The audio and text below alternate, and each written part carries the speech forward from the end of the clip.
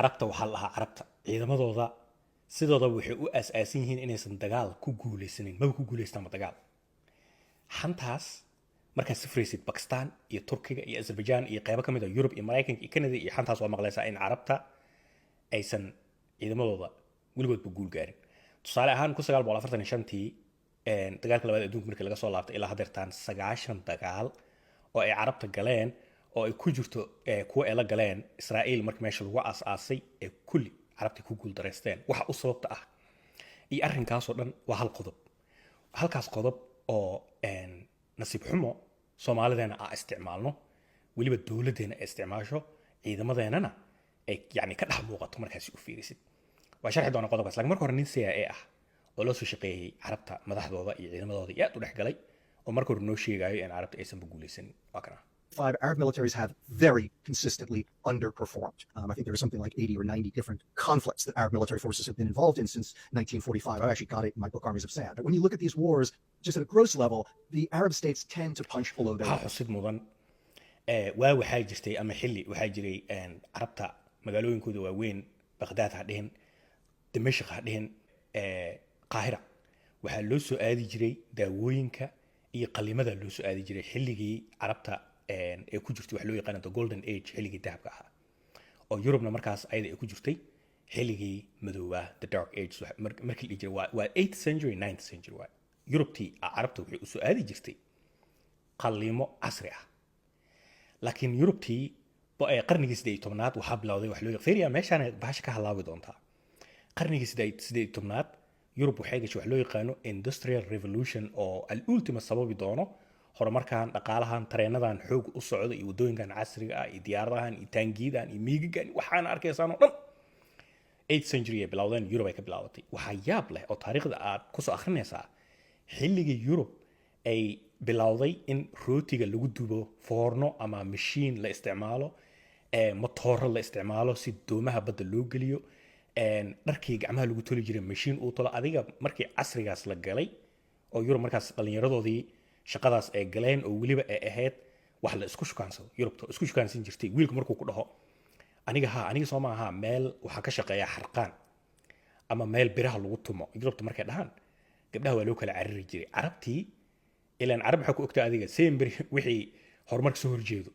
ay qaataan mugta marka dhaqan waxaa bilowday madaxdii ama aan dhahay oday dhaqameedyada carabta waagaas inay dhahaan dhaqankaas waa dhaqan shaydaan waxaan birahan iyo waxaas yaa la gelin waa la niyad jabiyey dhallinyaradii yaryareed ee carabta ahayd ayagoo saas u fadhiyo aa lagu dul ilbaxay ayagoo ilbax ahaay aa waxaa hoos u dhigay oday dhaqameedyada hoos taariikh soo akhri adig markaas dhallinyarada carabtii waxaa ka soo hartay meel fadhiisi sheeko laandheeranimo shaax iyo qaxwo iyo intay ku jireen adduunka waa tegey waa tii al-ultimo ingiriis iyo roman empire iyo xitaa ottoman empire oo muslin ahayd laakiin dhaqanka carabta aan qaadanin ay guumaysteen carabta waa lagu soo dulhabsaday magaalooyinka quruxda badnaa ee casriga ahaa ee ilbaxda ahaa dimashq baqdaad qaahiro waa lagu dulhabsaday waaya sheekada waa fahan soomaa marka dhaqanka waxay leeyihiin dadka dhaqanka carabta ayaa wuxuu yahay top down waxa waaye qofkan oday dhaqameedka ah wuxuu rabaa inaad qadarisid aa u malaysid inuu kaa caqli badan yahay kaa garaad sareeyo inaad u malaysid ayuu mar walba rabaa The Arab militaries is that Arab culture is unbelievably top down, right? Everything about its behavioral problem patterns is all about top down leadership, right? Where folks at the bottom really are it's not just that they're not expected to take initiative, show creativity. wakaasaa marka waxaa lagu leeyahay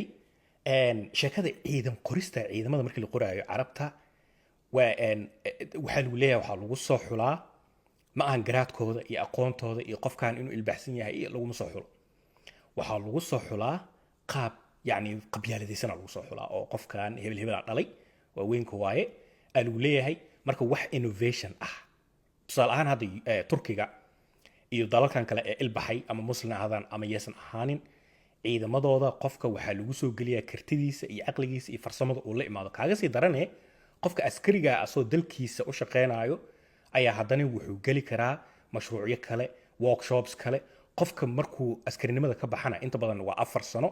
markuu ka baxo qadarin iyo xishma loo haayaa oo qof banaankaas seexanayo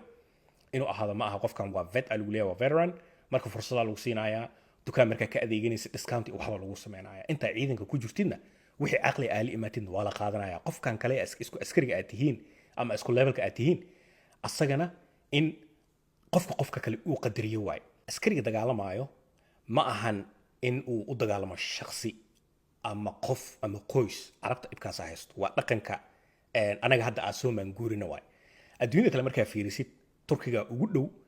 qofka askariga wuxuu u dagaalamaya qadiyada u dagaalamaa yani ani ordagana u dagaalamaya qofku dhahay ma arkayst ani xisbi hebel erdogan kasoo horjeeda u dagaalamaya qofku dhahay ma arkayst awoodahaas in la kala saaro waay qofka askariga ah waa in mashruucan iskuul uu kusoo dhigto waxaa u dagaalamaysaa dalkaada iyo dadkaada iyo adiga maxaa la dhihi jiray nafsadaada ayaa u dagaalamaysaa waay oo haddii dagaalkan aad ku guuldareysatid waxay la micno tahay adigoo dalkaadii uu guuldareystay sheeko noocaasa lagu akriyaa carabta iyo anaga hadda soomaalina tusaale aan soo qaadanaa dirtaan hadda soomaali markaa fiirisid oday dhaqameedka beelhebel wuxuu rabaa in askarta beeshiisa ka soo jeedo in asaga ay hoos imaadaan uu u taliyo rabaa dowladda dhanaa la garab maraya fiiriya wuxuu rabaa kan xisbiga ka soo horjeedo xisbiga hadda fadhiyo wuxuu rabaa in ciidanka beeshiisa meeshaas ku jiro in asaga ka amar qaataan ama ay dhegeystaan uu rabaa kan madaxweynaha ah wuxuu rabaa askarta kuwiisa asaga isku dhigan isku beesha ay yihiin in madaxtooyada ay ka shaqeeyaan in eelboorka ay ka shaqeeyaan iyagaa xilka dhan wixii dhan isku xayuubsanaya waa dhaqan carbeed ama soo maanguurine meelna ma gaaro abadan marka dhaqankan haddaanan bedelin carabtana aysan bedelin oo adduunkan hormaray iyo qaabka u shaqeeya casrigan ee qofka dhallinyarada ee maskaxdiisa la aqbalo iyo kartidiisa iyo innovationkiisa in la aqbalo hadday heerkaas ilaa odayaashan ay noo talinayaan oda dhaqameedyadan ee u malayaan in annaga ayaga aan qadqasab ay tahay inaan ka amal qaadano ama dhegaysano walahi inaan horumar gaarin carabta dhibkaas haysto